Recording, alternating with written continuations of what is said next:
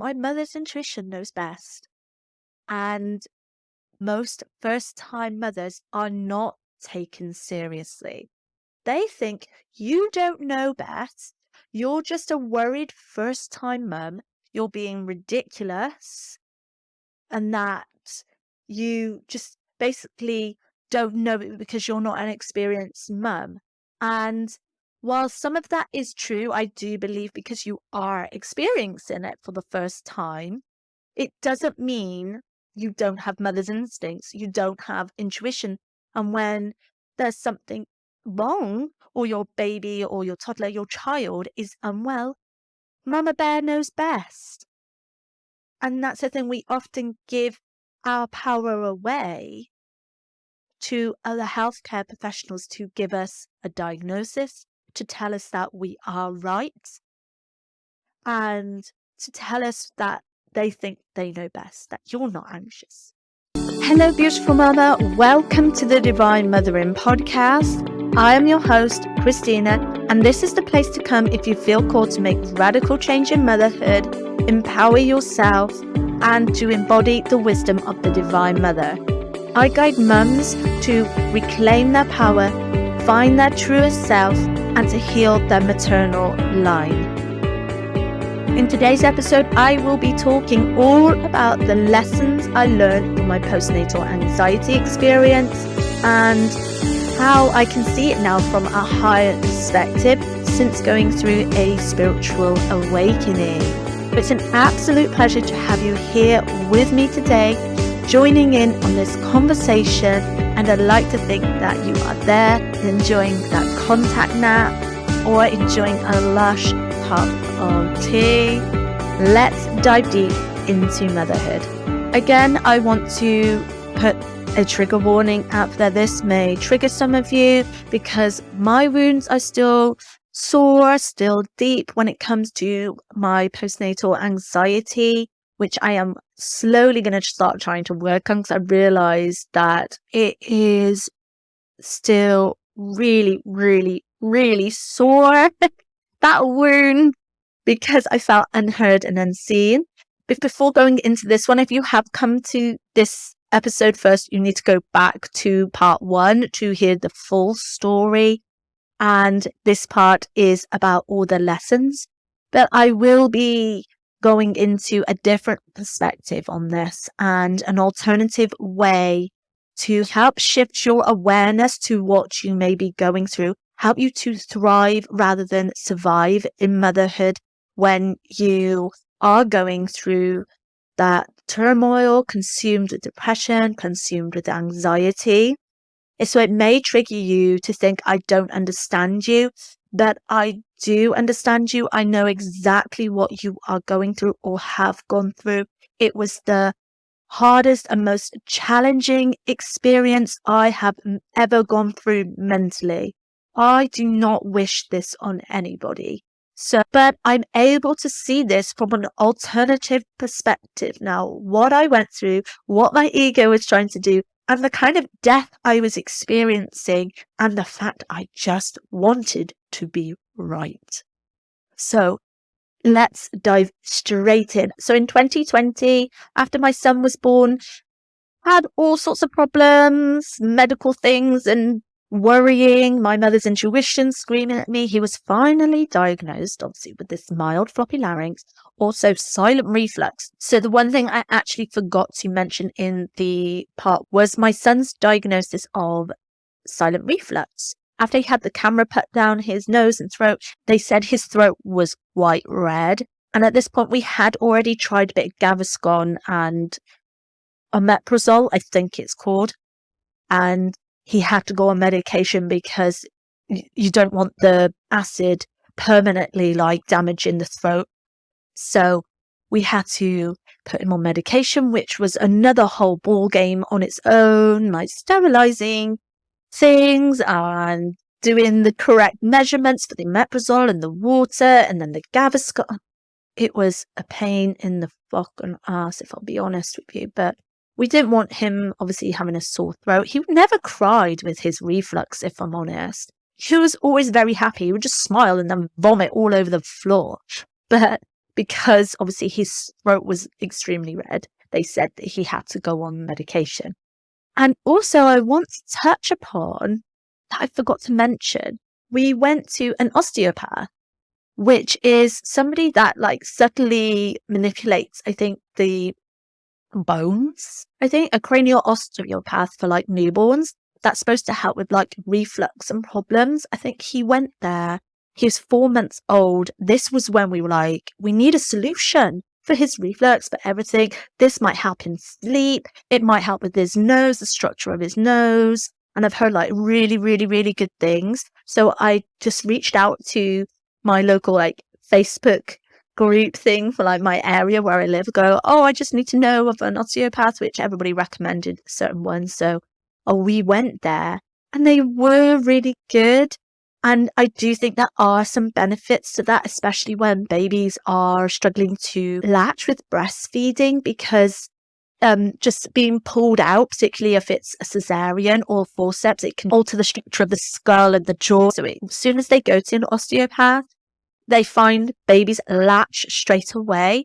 So I heard there was many benefits maybe to reflux as well. And so we went.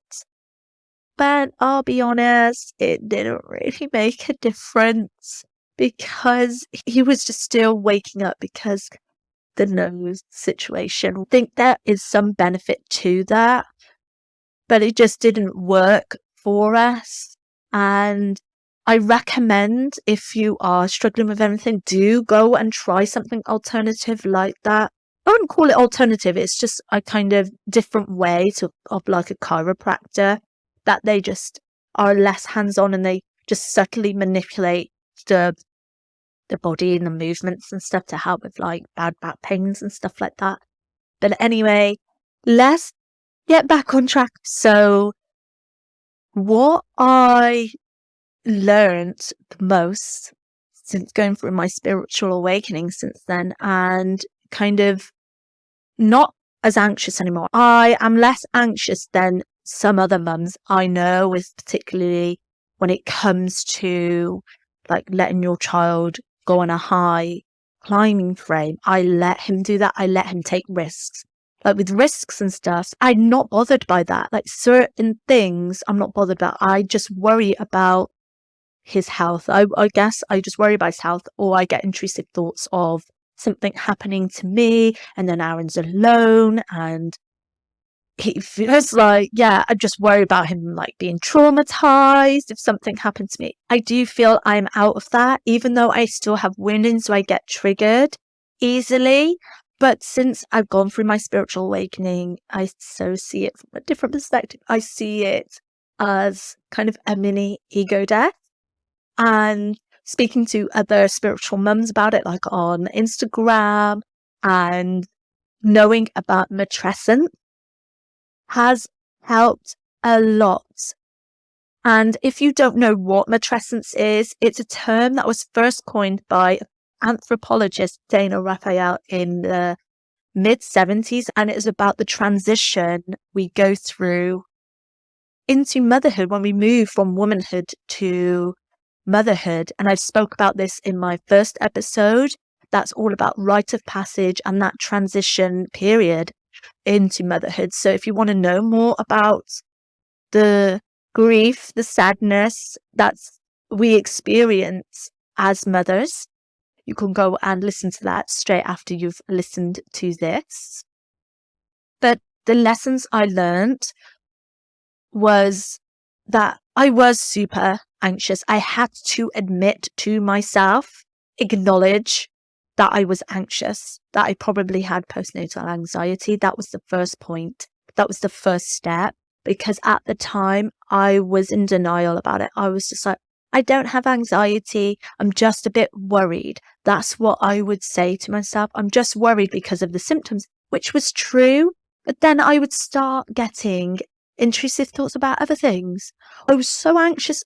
I'd look out for like his lips are turning blue. I would like look at his feet to see if his feet were blue, because his feet were really blue at one point. But that's normal for a newborn. I can laugh about it now because I have gone through that and I see it from a different perspective now. And I hope this episode helps you with that too, to see it from a different perspective, and that we will get through this together and you are not alone. I think I'm just going to start it from the point where my mother's intuition was telling me something wasn't right. Even though it was heightened with anxiety, my mother's intuition knows best. And most first-time mothers are not taken seriously. They think you don't know best. You're just a worried first-time mum. You're being ridiculous, and that you just basically don't know it because you're not an experienced mum. And while some of that is true, I do believe because you are experiencing it for the first time, it doesn't mean you don't have mother's instincts, you don't have intuition. And when there's something wrong, or your baby or your toddler, your child is unwell, Mama Bear knows best.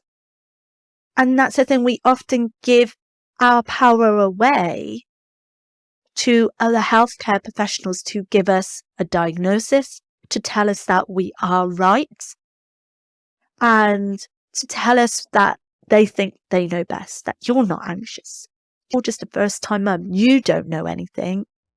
When in fact, we know our babies best. And they do say that, well, you know best. Then we often allow other people to give us some advice, to tell us that what we're doing is maybe potentially wrong.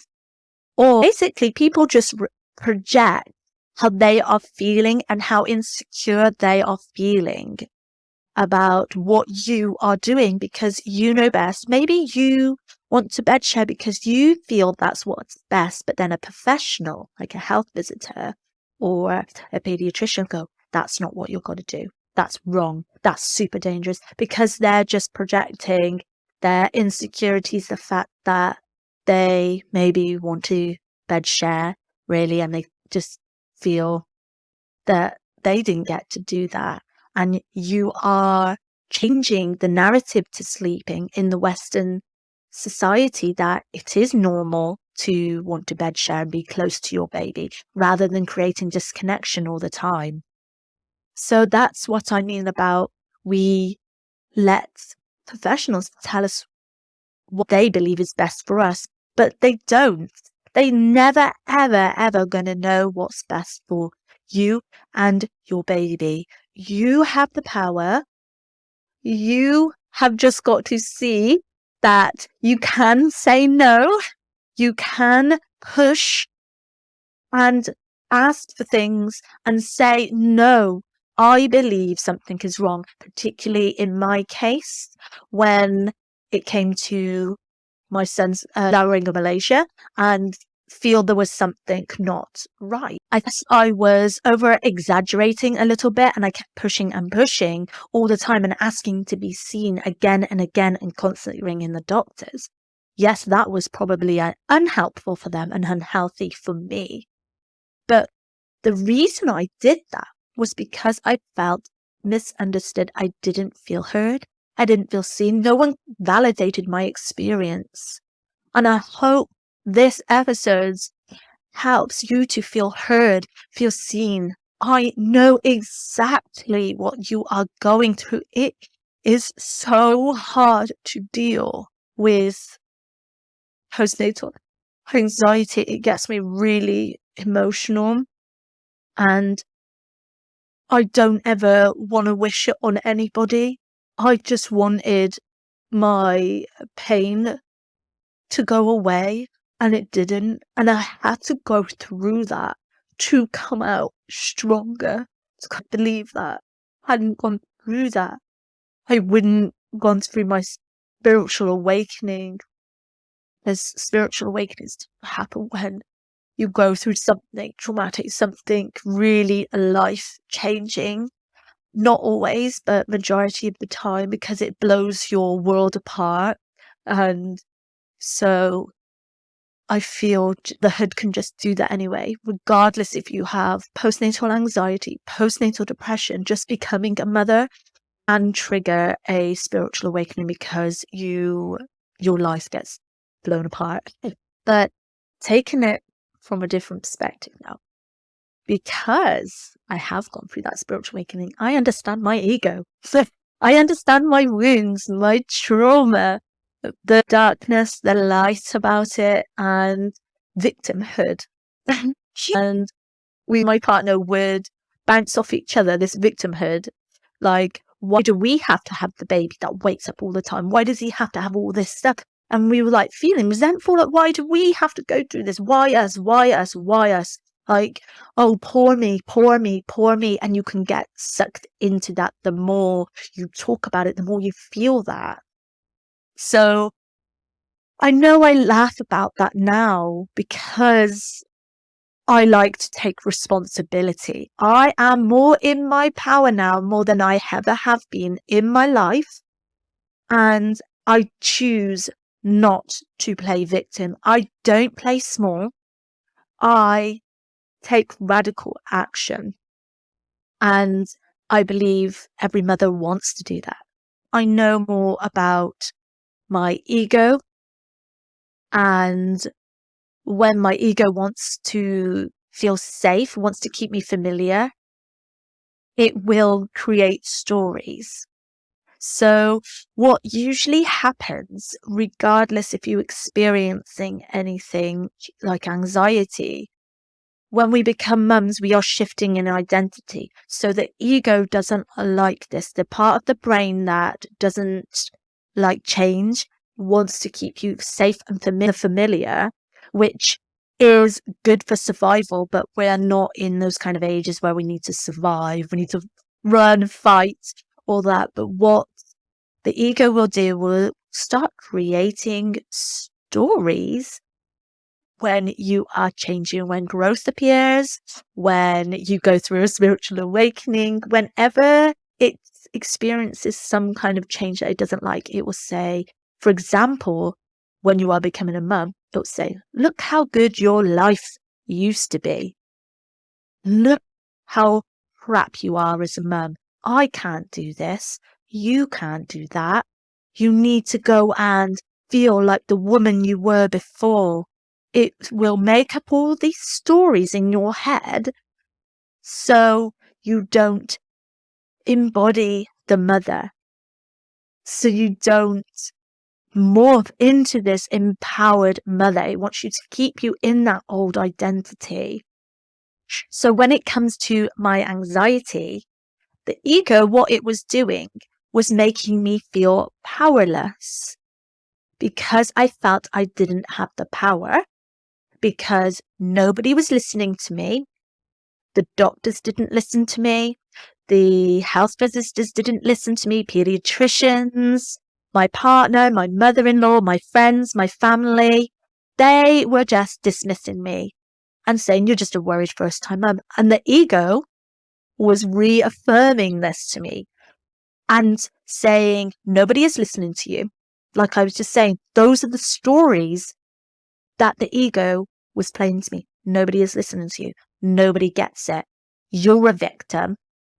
Nobody wants to know you. You're getting on everybody's nerves. Stop doing this. You're pathetic. Stop being a worried mum. Whilst my instincts, my mother's instinct was telling me there was something wrong. But that is what the ego will do.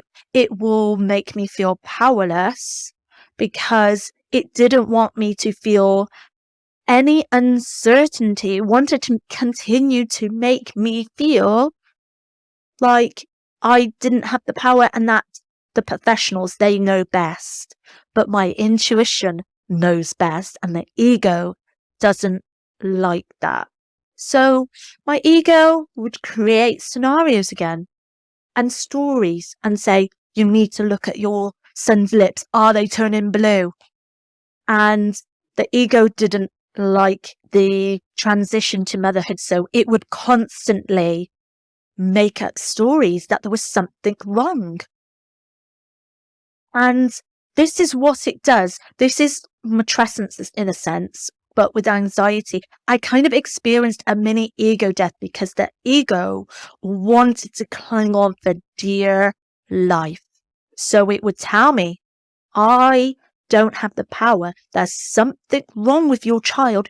You need to go and see a professional. And then when they wouldn't validate me or understand me or put a diagnosis, the ego would be like, told you so, you don't have the power. Or the ego would play stories again to want to be right. My ego was so strong at wanting to be upright because that's the biggest payoff the ego wants, is to be right. So, for example, you and your partner have a disagreement and you refuse to apologize to each other because the ego wants to be right. It says, I was right, you were wrong. And that is what also my ego was doing, telling me that everybody else, that they're wrong, they don't know anything, they don't get it, they're not the ones that are putting up with this all night, aren't consumed with anxiety. I just wanted someone to say, yes, I agree with you, this is what's wrong, and we can make it better. And then that would be the magic wand waved. And then my ego would have been satisfied, just playing into the same narrative. You're powerless, look at you. Nobody's listening to you. That kind of victimhood that I got trapped in, I got sucked down into. So one of the lessons I guess I learned from all of that experience was you cannot play victim. It does not help. And your ego will make you feel like a victim. It wants safety. It wants control. Being a mum for the first time can feel a bit shaky. It's not meant to, but because the Western society doesn't support mums, it feels uncertain. And because we were in lockdown, my ego hated this. I felt I didn't have control. And one of my inner child wounds is needing control, to feel safe, to have order, to know what's going to come ahead. So my ego, my wounds were triggered. So my ego wanted to create these scenarios. So I felt like I had some control over what was going on. But at the same time, there was something wrong because my mother's instincts were telling me, but because my ego hated the whole scenario that was in, it didn't feel like it had control because my intuition wanted to guide me and the ego wanted to guide me instead. It would just play out all these stories, scenarios, need control, want to make me feel disempowered because it was such an uncertain time. So it wanted me to feel like I had some control. It made me want to feel like I needed to have some control over what was going on. So I wanted the doctors to tell me, yes, I'm right. I wanted them just to do everything I wanted them to say. Agree with me. I just wanted someone to agree with me. That was it. But I know everybody's postnatal anxiety is different, and there are mums out there that get anxious no matter what it is. For me personally, I didn't get anxious like when we were going out and about. I do have intrusive thoughts now and again, are very frustrating, and I always think, why am I thinking this all of a sudden? It's very, very annoying. Totally normal, I think, for a mum or a dad to experience that and have parent worry, because that's what helps you to protect your child. But when it becomes really overwhelming and consuming and you can't stop it, that's the point when you need to think, well, something's not quite right here. And sometimes that just means going to speak to somebody, maybe going to see a doctor, whoever it is that's in charge of your mental well-being when you've had a baby. So that's the key when it comes to any kind of wounding, trauma, anxiety, and just your ego, is having awareness of it. And that's how you bring your power back, is having awareness that you are experiencing this and acknowledge that. Because often we can go into denial because we just don't like to admit defeat, I guess. So it's just, all it takes is awareness. Awareness means you can do something about it. So now I have awareness that my ego was being a fucking dickhead, trying to do all that, and it still is sore. The wound is still there for me. That wound of not feeling heard and seen.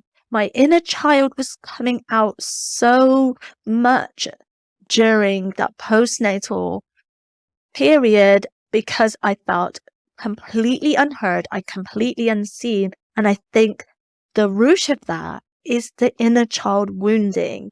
And then the inner child, the wounding and the beliefs and all that is what forms the ego. So then obviously the ego will create stories and saying, for example, let's say they're not listening to you. They don't care about you. They don't get you.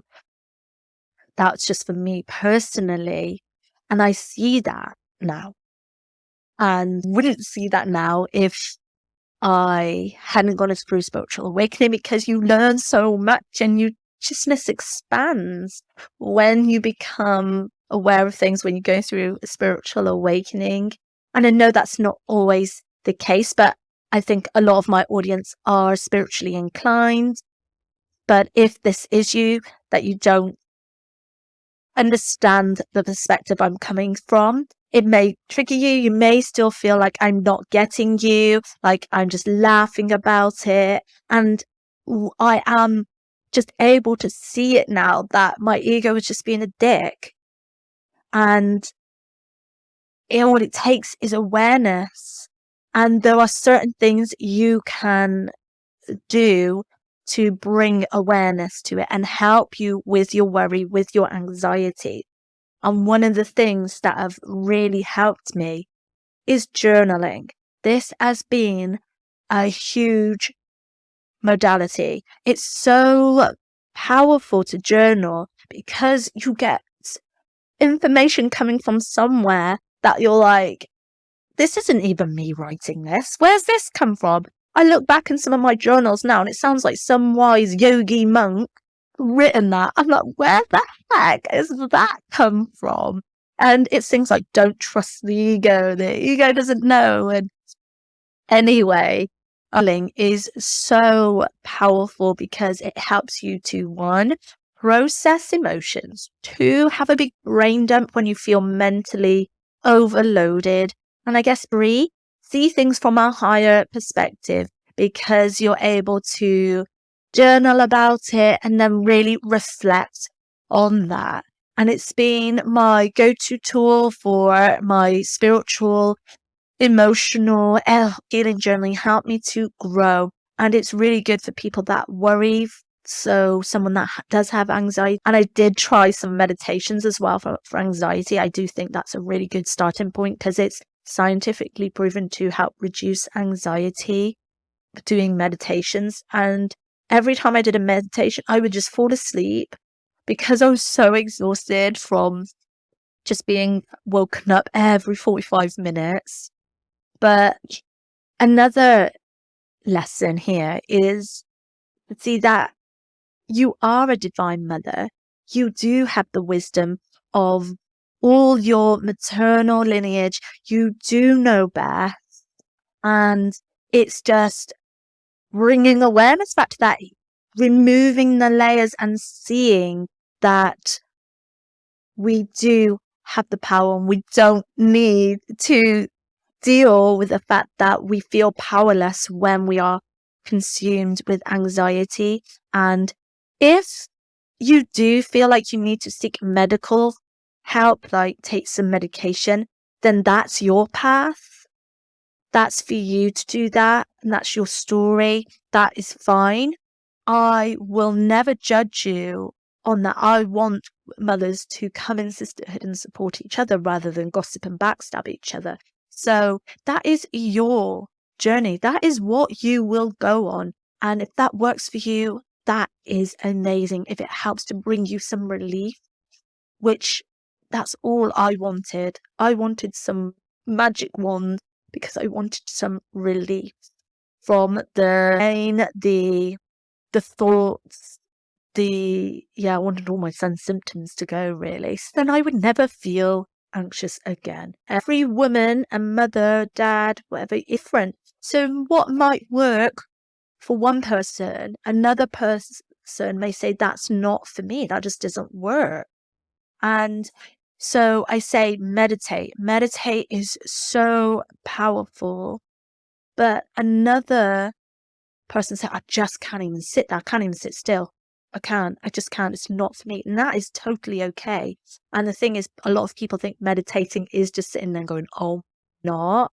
Like, that is my form of meditation because I feel so deeply connected to source and I'm able to observe my thoughts when I'm just completely still.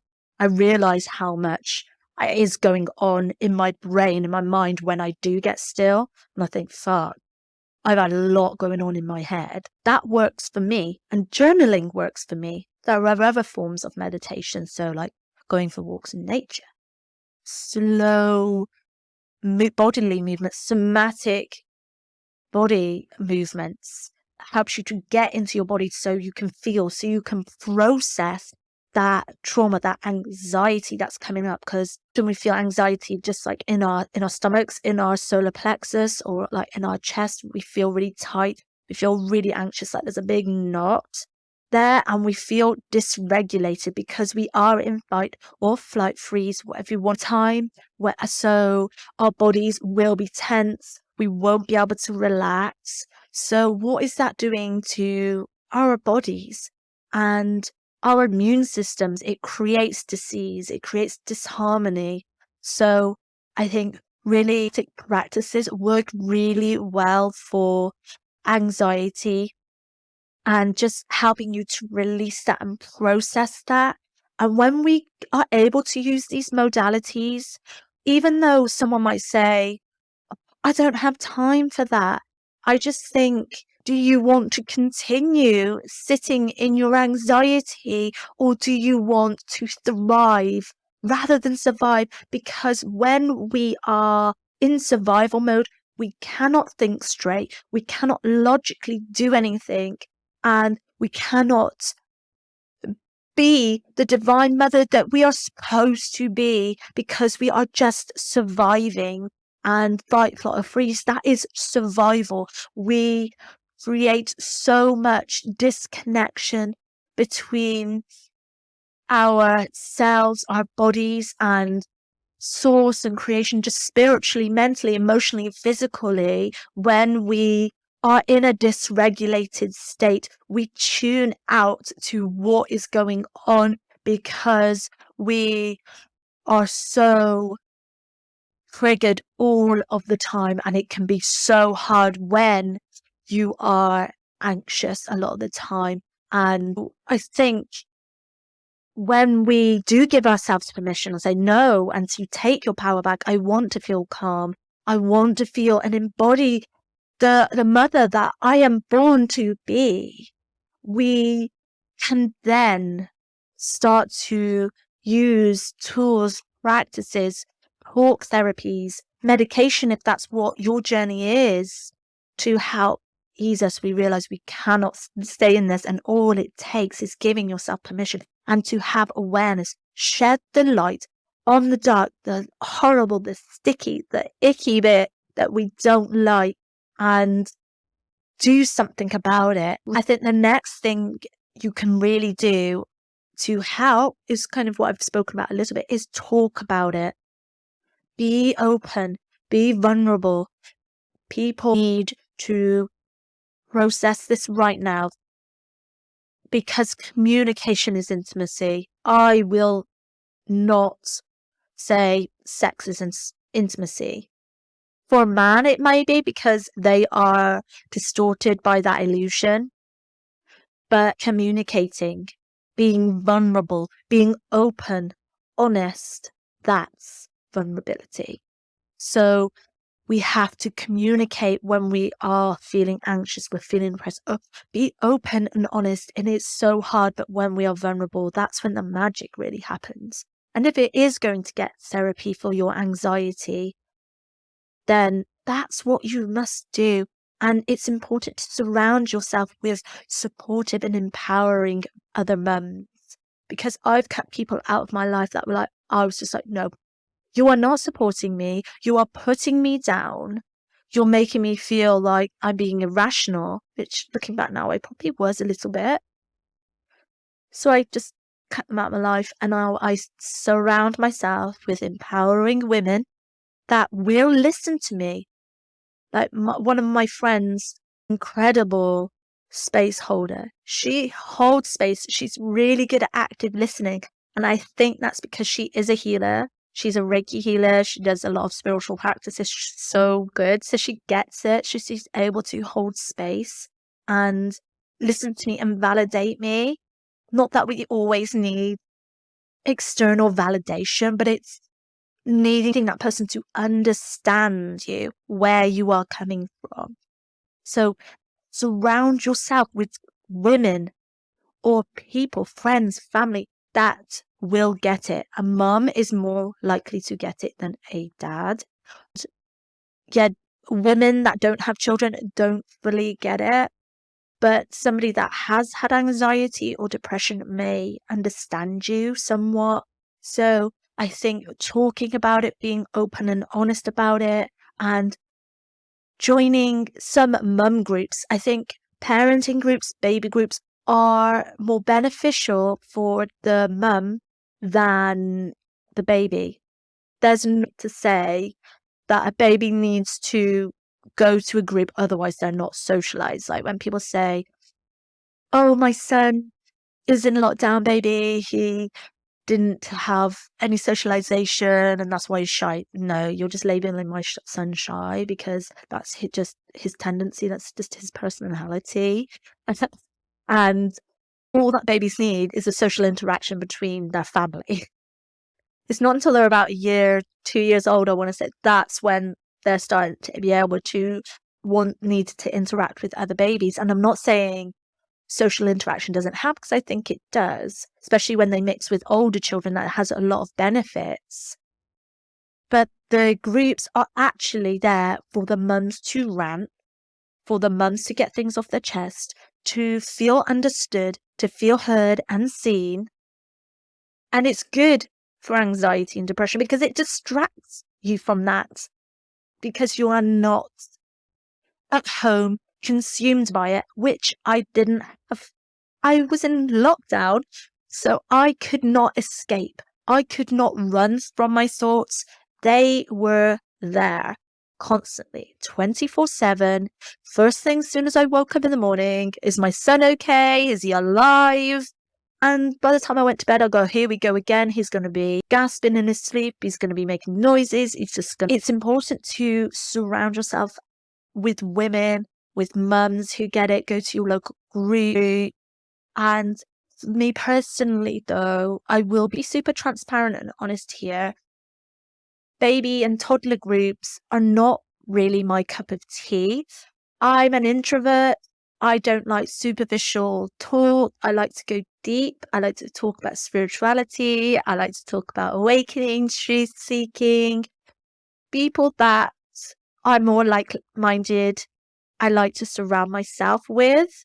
And that's not to say people that are unawakened I dislike, because we've got to bridge that gap and support people when they are going through hard times in life, regardless of whether they're spiritual or not. I think when I'm at a group and the mums are just bitching about their partner, the lack of sleep, or I've had less sleep than you, or my son slept for like 8 hours straight, and then you're sat there having only like 2 or 3 hours sleep at night, and you just feel like you want to rip that mum's head off. Like, I think that's what those groups can get like, and don't like gossiping, backstabbing.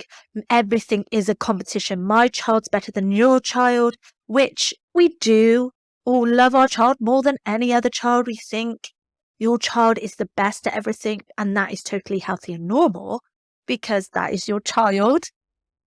But when it becomes constantly competitive, constant gossiping at groups and not actually supportive, that's when it becomes unhelpful, unhealthy, and you just want to get away from that.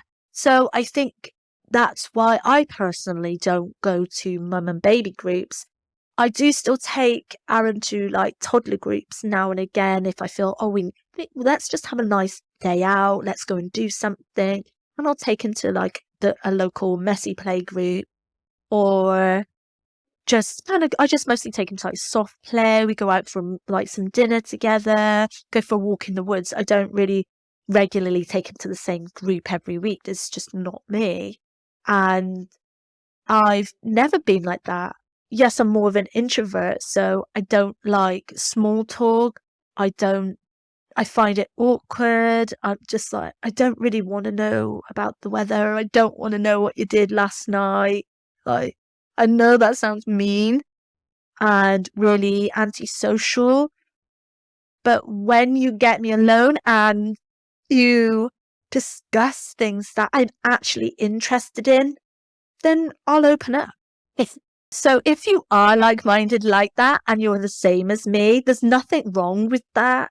If you don't like baby groups, don't go to baby groups. But they can be so good for your mental health. And you need these groups for the mum support. Nothing to do with the babies and socializing. So I've seen it all from a different point of view and taken these 3 steps, which was journaling, meditating, and talking about it. It helps me to see things from a different point of view of my postnatal anxiety, and is helping me to kind of still process that experience because it is still quite a raw wound, but it's helped me to thrive and see that I have the power. You know, like, what was it, He-Man? Is that it? Where he says, I have the power, and he holds something up. And that's what I like to think myself as, that I have the power and know that I can deal with this and overcome it and see it from a higher perspective, and know that I am not going to let anybody tell me that they know best over me.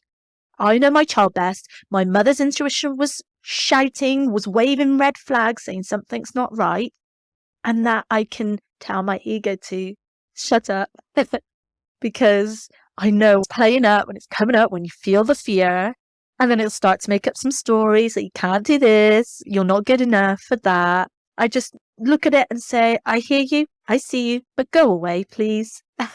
And just want to leave you with this. Is there parts of you that feels you are not a good enough mum? That you are having intrusive thoughts?